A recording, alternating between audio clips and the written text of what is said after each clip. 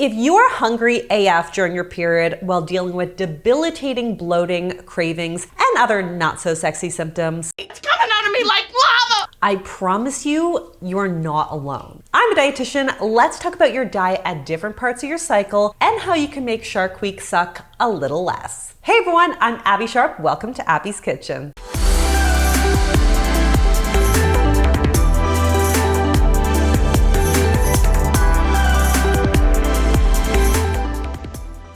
Today we're gonna make some period snacks while talking all about wanting to eat all the things when you get that visit from Aunt Flo. A big thank you to my dietitian colleague Erin Davis for supporting on the research on this video. Erin is an amazing dietitian offering one-on-one support from a weight neutral lens, so I will leave her information below to reach out. Also, a quick note that sometimes I will use the word women to refer to folks who menstruate, but of course I acknowledge that this is not necessarily representative of all cases. Also, if you haven't subscribed, get on it, and to download my free Hunger Crushing Combo ebook for some healthy balanced meal and snack ideas. Let me hop in here super quick to tell you about my sponsor, Toon Blast. So I've always been a multitasker, and as I've gotten older, I've kind of realized that passively watching a show just doesn't do it for me the same way that the active act of playing something does. And I heard about Toon Blast through a gamer on my team, and I've been pretty addicted since. If you like puzzle games and cute animals, you will love this game. Basically, you blast cubes to create combos that take you to the next level, which then helps all the cute characters like Bruno Bear travel around to different magical worlds. There are over 7,000 fun levels, and you can join a team to work with other players and unlock awesome rewards. The more active your team is, the more lives and coins you get to earn. This is actually a free-to-play mobile game available on all devices, and you don't even need Wi-Fi to play. So this is a really great game for when you're traveling and you don't want to use up all your data. So if you want to try out a game with millions of reviews and high ratings on the App Store and Google Play, you can download Toon Blast using the link in my description, or you can scan the QR code on screen. So use my link in the top line of the description for 3 hours of unlimited life and 100 free coins. Happy playing!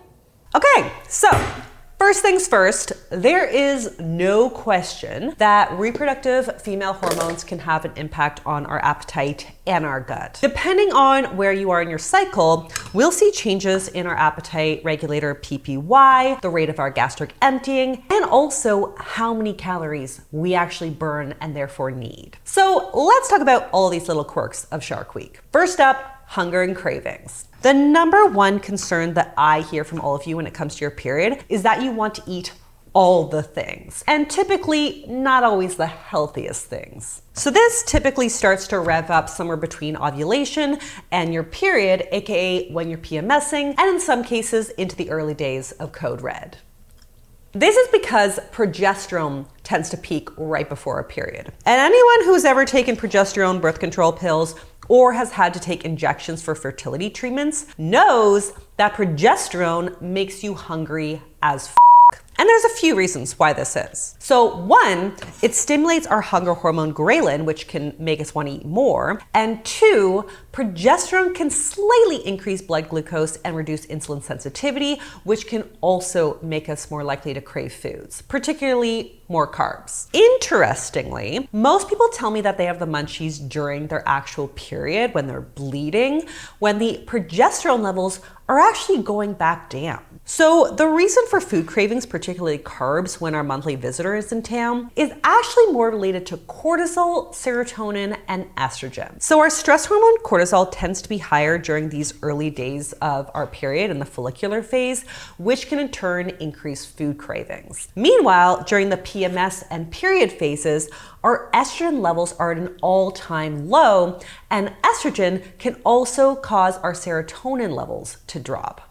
Most of us intuitively know that carbs boost our feel-good hormone serotonin, so we are just more likely to naturally seek out more of those yummy tasting foods, especially carbs, when we're surfing the crimson wave. So unfortunately, we can't change our hormones unless you want to get pregnant or you want to take endogenous hormones, obviously. But if period cravings and hunger are getting you down, here are some of my expert tips. First of all, don't make a big deal of this, folks.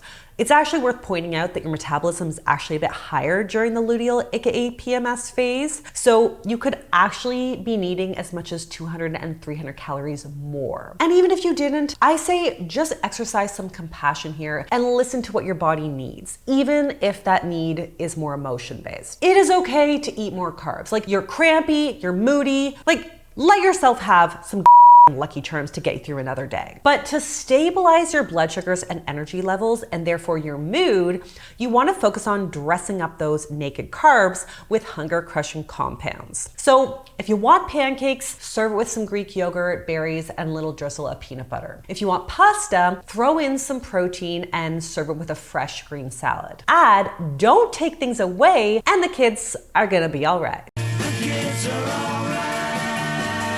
Next, let's talk about bloating and constipation. But first I gotta wash my hands because it looked like I just got into my Diva cup.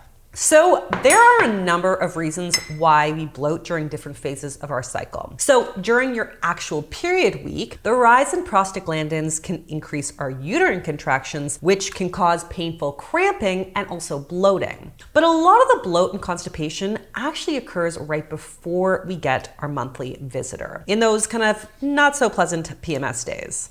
So as discussed, progesterone is highest during the PMS phase, and one of progesterone's not so sexy side effects is to slow transit time down, aka back you the f up. Baby, back it up. So if you find yourself thrown off your usual bathroom routine and feeling really bloated as a result, progesterone is probably the reason why. So what can you do if you're struggling with pre-period bloating and constipation? 3 main things come to mind here: fiber, water, and movement. So you want to focus on getting at least 25 grams of fiber per day, which is going to help to bulk up your stool and make it more easily travel through the GI tract. So whole grains, fruits, veggies, nuts, legumes are all great sources. 2, if you are upping your fiber, you need to get in more water to complement it. Fiber without water is just typically going to make things a lot worse. And 3, you want to move your body. And I know that this might seem like a slog when you're in a pissy mood and you just want to sit on the couch and watch rom-coms balls deep in B&J. Keyword here is and.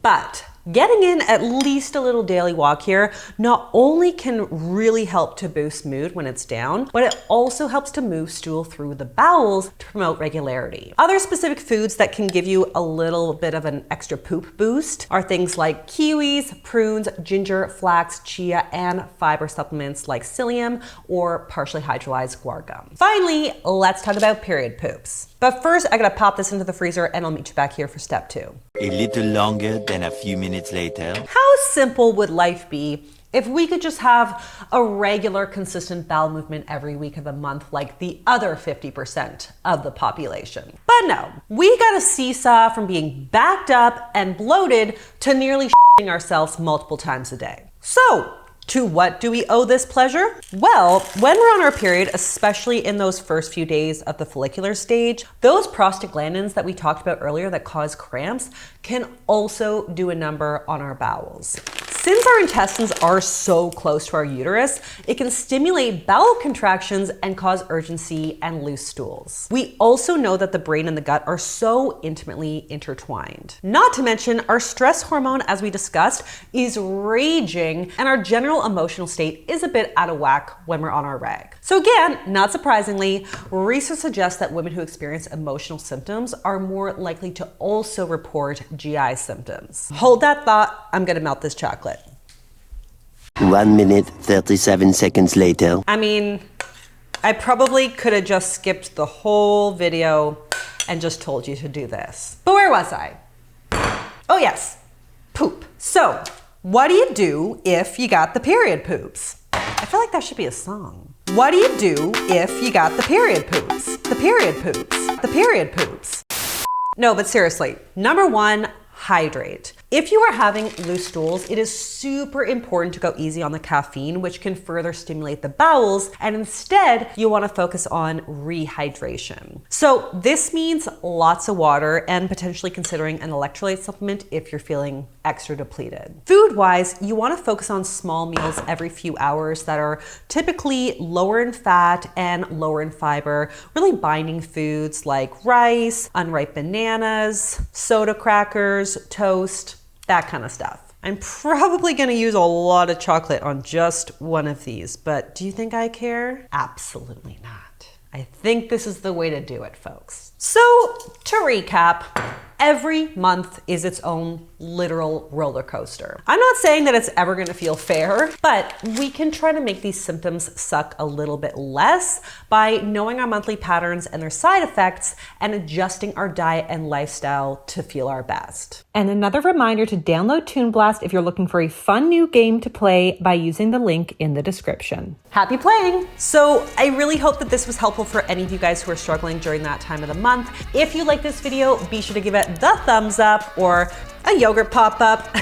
Leave me a comment below and I'll see you next time on Abby's Kitchen. Bye!